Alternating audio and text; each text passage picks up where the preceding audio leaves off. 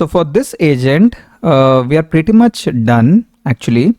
The job of this agent, at least for this topic, was to help in finding the order status.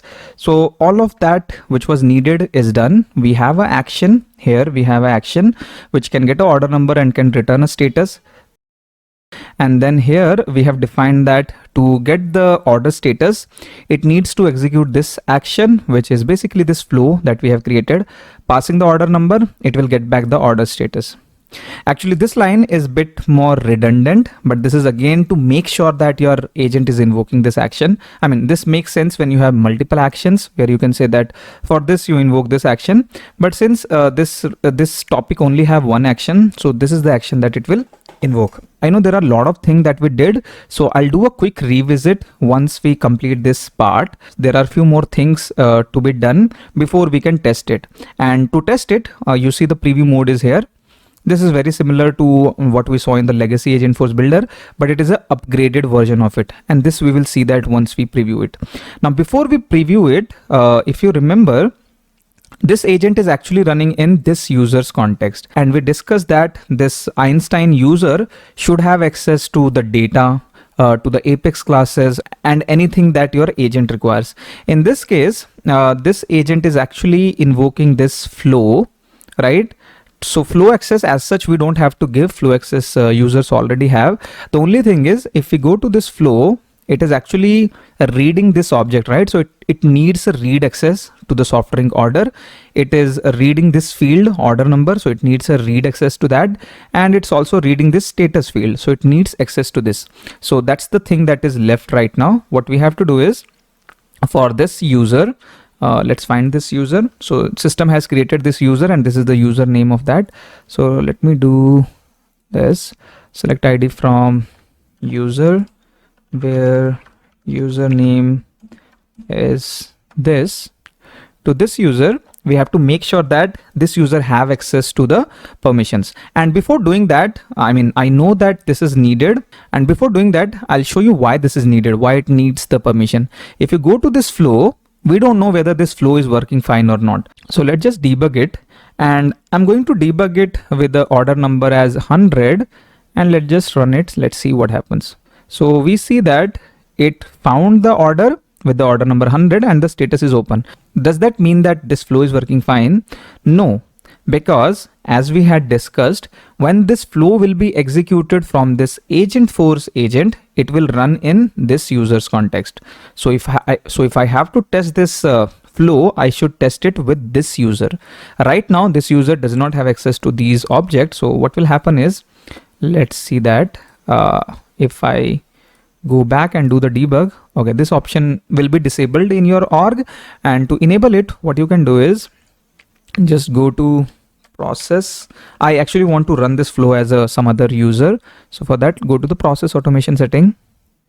And here there should be an option, let admin debug flow as other users. So just check this, save it. And now this option will be enabled. So let's just see that. Okay, I think I have to refresh it. Now let's debug it. Now you see this option is enabled. So let's run it as another user, which is basically this one, Einstein service agent user. Agent script is my username and this is the agent user. I can check it from here. Now if I run this, what will happen? Let's just see that. So we see that we got an error. The error occurred when the flow tried to look up this field status C and order number C because it does not have access to that. So that is where this step is important, that this user which we have, Einstein service agent user, this is the user we are going to use as a Einstein user for our Agentforce agent, right? So this user should have access to the at least the object, right? If it were a Apex class, it should have access to the Apex class. So we should have gone to the Apex classes access and should have given the access, but right now it needs access to the software order.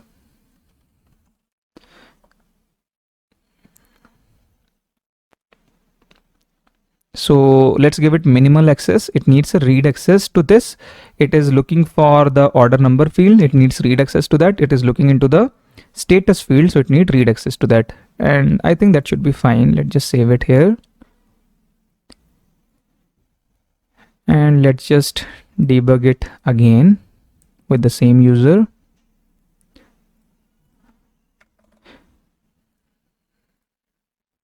Okay, this time it is working fine for this user because he has the access to that. Now with that, I think we are pretty much done. We have our topic, we have our action, and that action is being executed by this topic. This topic is going to be called by the start agent here. Whenever user is asking anything related to finding order status, it will execute it will transition to this topic. In this topic, it will run this instruction, ensuring that there is an order number given or not. Okay, so let's just save it and let's just preview it now. So this is the preview mode, and as I said, this is a enhanced version of the preview. As you will see that the planner is much more detailed. You can see the trace. The trace is very much enhanced, and let's just do that. So what is the status of order 100?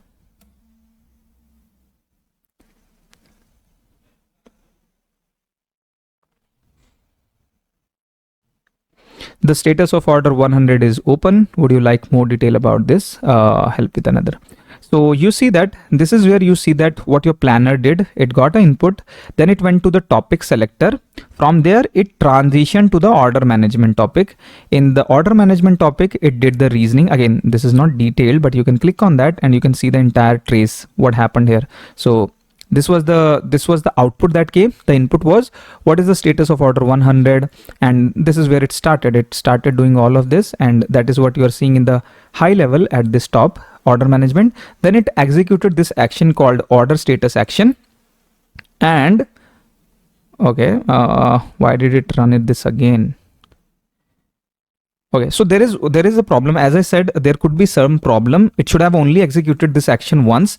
Maybe it was not able to get the response here. Let's just see that. Here in the detail, you can see that it executed this action called order status action. It passed the order number as 100 and it got the status back, right? Order status and open. Yeah, so I have noticed that, and as I said, it is still in beta. It's actually executing the action couple of times. So here it executed here and then again here, and that's where it gave the output. And sometime I have seen that it is executing the action multiple times. And again, nothing to worry. It's still in beta. It still have some issues which will be fixed. But the good point is that our agent is able to get us the response. So the debugging part of this agent script is also better as compared to the legacy one, because you see that what actually happened. We got the input from there. It started the topic selector because this is the start agent topic, right? So here we saw that this topic selector is the topic which is referred as start agent. So every prompt that we will give, it will always go to this topic. From here, it has to decide what topic to be invoked. So here, since the query was about soft drink order status, so this description is helping it to find that it should navigate to the order management, transition to the order management. So then it went to the order management, it ran all this instruction, and it has access to this action. And this action is basically invoking this action that we have defined here, order number it is expecting, and it is invoking the flow. Flow is returning the order status. And since we have said that is used by planner, so when I was showing it on the UI, there was a checkbox that it is available for the context and is it displayable or not. So both were true. So all that parameter is here and it is able to do that. So let's do it one more time, and I won't give it the order number. What is the status of my order?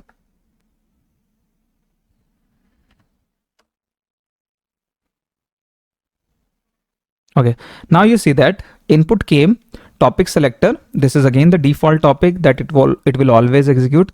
Went to the order management. In the order management, it was doing the reasoning, and that is where it realized that the agent received the user input. What is the status of my order? It identified the correct topic as order management and transitioned to the corresponding topic agent. The agent then requested the order number from the user, stating please provide. Why that? Because that's our instruction right here. We said that for finding the order status, order number is required. So it is asking for the order number right now. So once I give that, then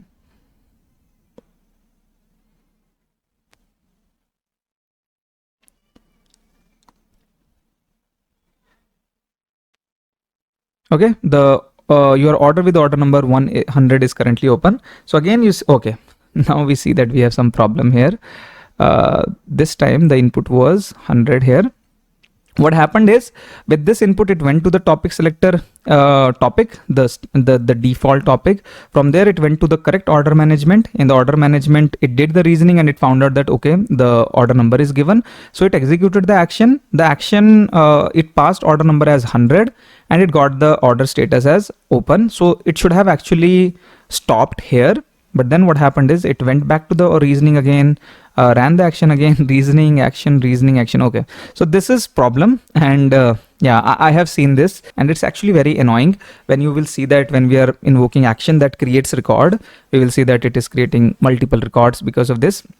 But this is, again, I'm hoping that all of this will be fixed. It's still not yet completely matured. That's why it's still in beta. So all of these issues will be resolved. But I hope you understood how it is working right now. And we created this agent in a very similar approach how we used to create, but in a different agent builder now. So we use the canvas to create the new topic called order management. And let me just go to the canvas. We created this topic called order management. We added the description, we added the instructions, and then we created a action in a flow. This is our flow that's actually sending us the status. And then we created this as an action. The only confusion you might have is what is this action and what is this action. So this is the definition of the action, that this is an action which is a type flow, and it is going to refer this flow. To this flow, we need to pass order number, and we need to pass orders, and it will return order status.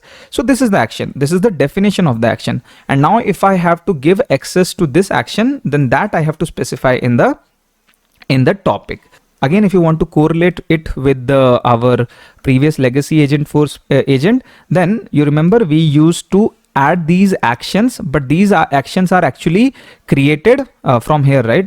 From your assets. So from your assets also you can create these actions. Once you create actions from here, they are available to be added onto your topic, correct?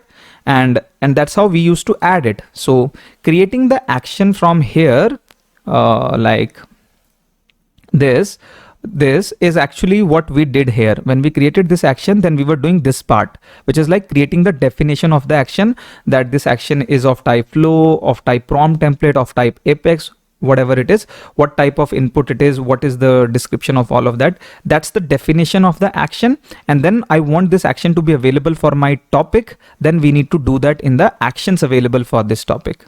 Okay. So yeah, let's just see this now completely. So this is our system config, nothing fancy here. Variables we have not used as of now, so we'll discuss it in upcoming lecture. Language we have defaulted to English. And then what is start agent? So from the reasoning you would have seen that this is the topic that is always executed at the first. Every prompt, it will always go here and it will then reason which topic to be executed. So any topic that you will create, there will be a corresponding transition action that will get added here in this topic, the default topic. And from here it will transition to the correct topic. And this is our topic where we added the instruction. We have this action definition, this one, and then this action is available here. And what is this 3 dot? This means that the order number will be given by the agent. So it's called LLM slotting. LLM will slot the value here, and we are not using the procedural approach here. We are not using our existing variable. We are not hard coding the value. We are relying on the agent to find the order number and pass it here. And how are we ensuring that he will have order number is because of this instruction here. To find the order status, order number is required. So you see that although this agent we have created in agent script, but still this is very much non-deterministic, because what if it does not get the order number? What if it does not actually run this instruction and order number, I don't know whether it is passing the order number that was found here or not. So this is still very much non-deterministic.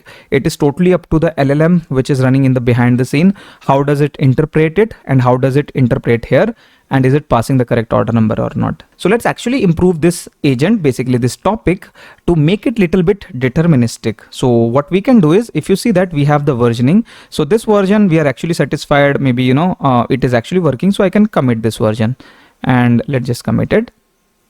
And in the next lecture, what we are going to do is we'll create a new version of it. So this is a committed version, right? And we can then activate this version.